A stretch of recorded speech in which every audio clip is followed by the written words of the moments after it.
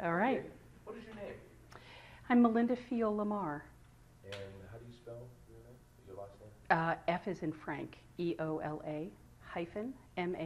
Okay. And who are you?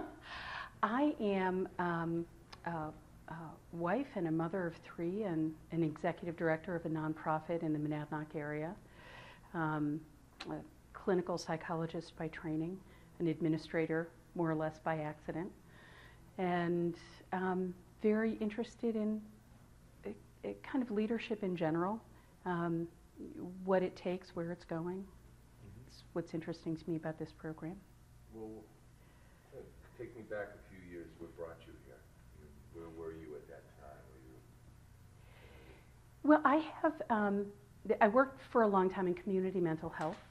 I think I've always been interested in psychology, in kind of what makes people tick. I was very interested in working with people with severe and persistent mental illnesses. But I also became very interested in what allowed organizations to continue to run, working with populations, organizations that were by definition nonprofit.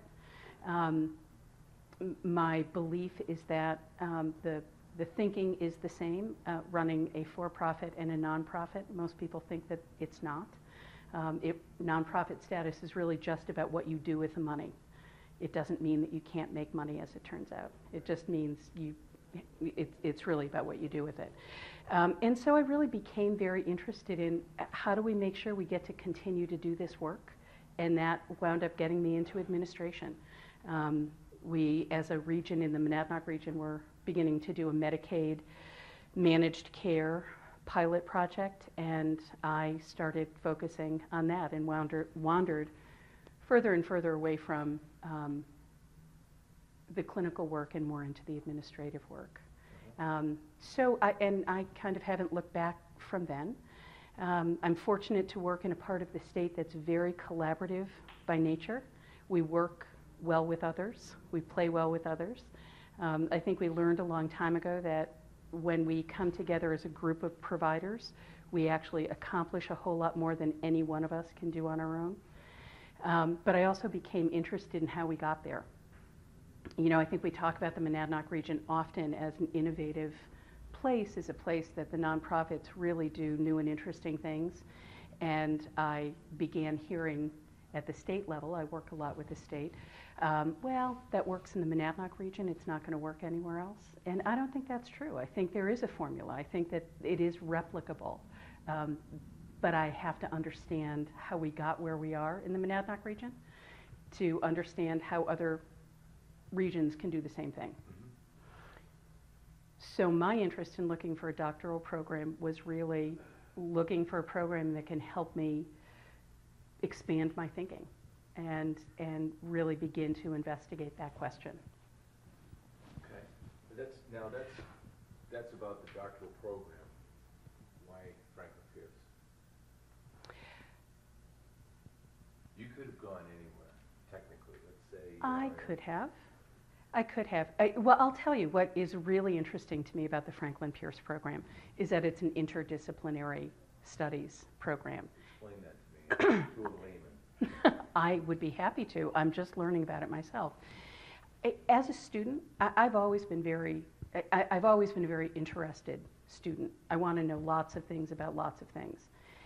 But I've often thought of myself as an unfocused student in that I studied sociology as an undergraduate. I studied clinical psychology as a graduate.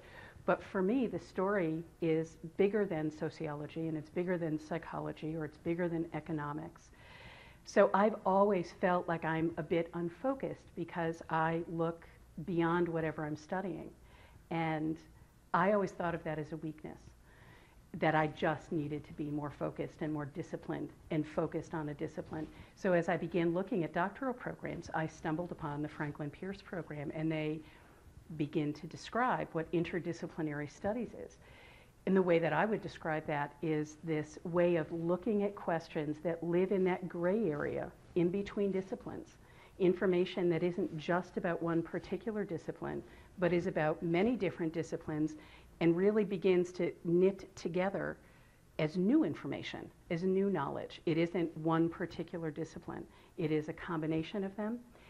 So for me, as silly as it may sound, I began reading the information about the doctoral program and thinking, I am not wishy-washy.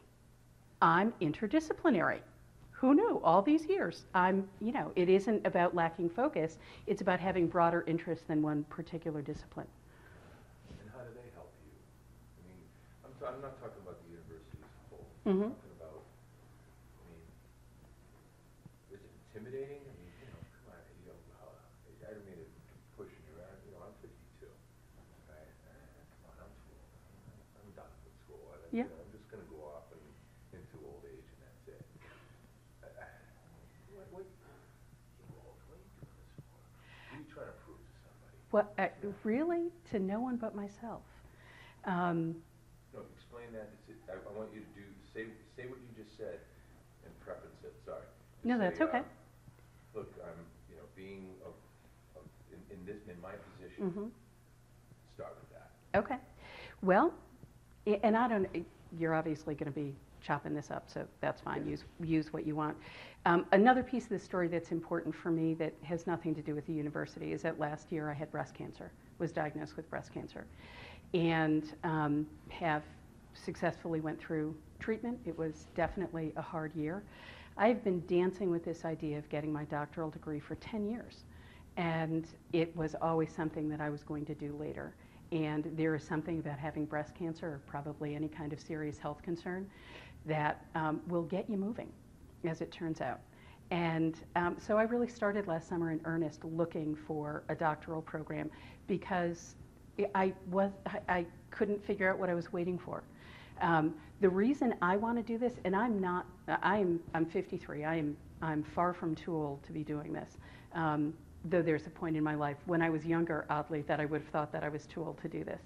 But what I know is that what I find most interesting about my work and what I find most interesting about parenting is learning the things that I didn't know I didn't know.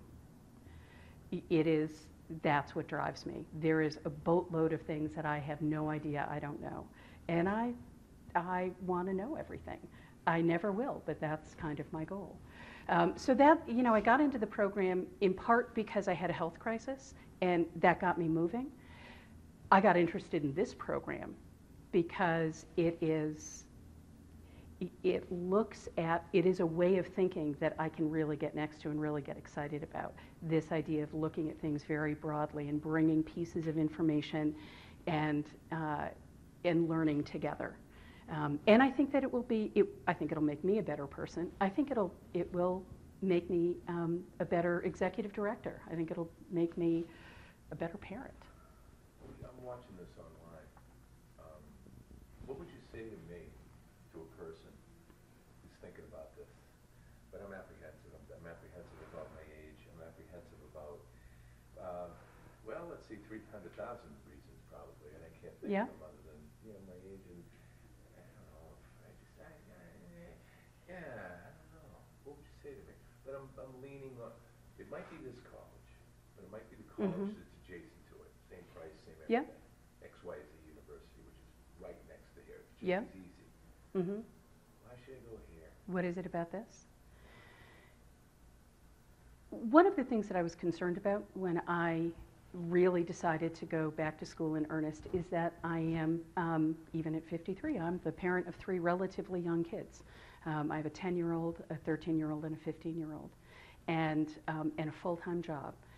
And I really did not know how I was going to find the time or, frankly, the headspace to be able to really focus on something like this. What I found with this particular program is that because it's a hybrid, meaning that it is some in-class time, once a month, very manageable, and online time, I can absolutely work that around my family and my job.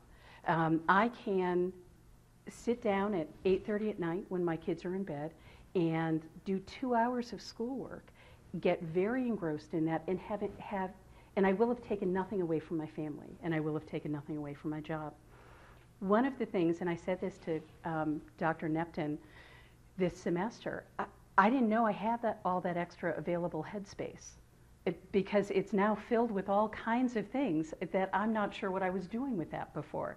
But I've been surprised at how possible this is to do. But it was the hybrid nature of the program that was very interesting to me. It felt respectful of me as an older learner. It feels respectful of me as somebody who's quite able to take responsibility for assignments and process, but it also feels like a community, and that's what I was looking for.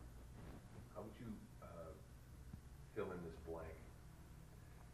Franklin Pierce University, what? What did it do for you? Or what is it doing for you right now? And open with that, with the name of this institution. Okay. Yes.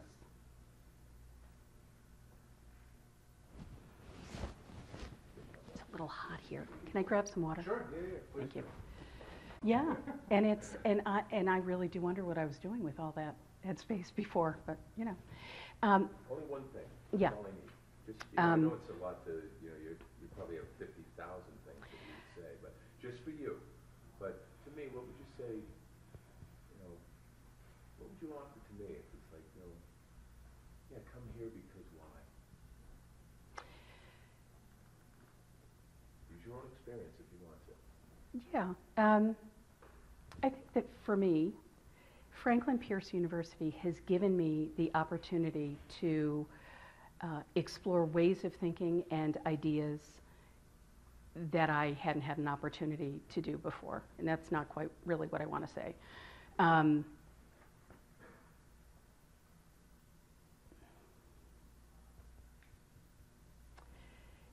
That's a harder question than you might think, because there are a lot of things to it for me. I think, if I'm being honest, I would have said that being in a doctoral program was a little far-reaching for me. That when I first started at Franklin Pierce University, it felt a little bit like I was lying to say that I was in a doctoral program. Well, really, I am. And it's so possible. So I think that what Franklin Pierce University has given to me is the opportunity to realize an educational possibility that I wasn't altogether certain I could do. And turns out I can, which is very cool. So I guess that's what it is. You just did it. Bravo. All right then. Bravo. Out of the car. One last thing. Oh, yeah. I just need the sound of the room for 30 seconds, so you don't have to do anything, but just be quiet for 30 seconds. Room tone, please.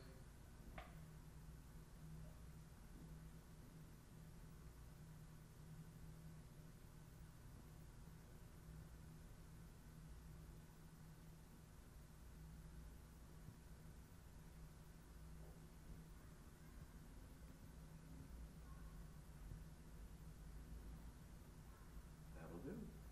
Michael will help me with that. Okay.